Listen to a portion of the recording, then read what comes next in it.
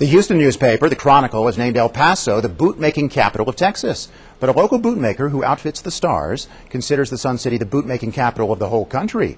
News Channel 9's Lindsay Ashcraft is bringing us that story after great soul-searching. I'm always said there's an awful lot you can tell about a person by their shoes. Where they going, where they been. Bootmaker Navina Christie couldn't agree more as she describes the customers who come to her to reboot their style. They're really fun people. They're people you'd want to hang out with. They're totally nutty. They are not, embarrassed about, they want to wear wild things and do wild things and have a lot of fun. It's someone that wants something special. They want a keepsake. They want something that is just, going to rock their socks. Christie, who worked for New York fashion designer Nicole Miller, moved to the Sun City on the heels of falling in love with the owner of El Paso's Rocketbuster boots.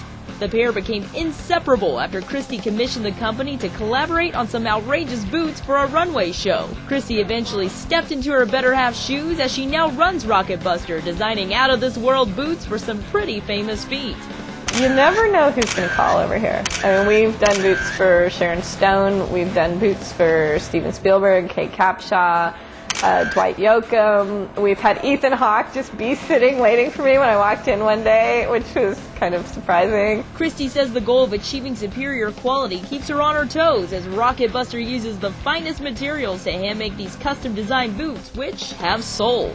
I'd say they were not PC, but might have involved a little nudity, but there's also been some really neat, like the mermaid was amazing, and the husband, they got boots for their wedding. The husband did a map of his life, and that was one of the hardest but one of the most gratifying because it just absolutely came out wonderful. Boots made for walking and talking.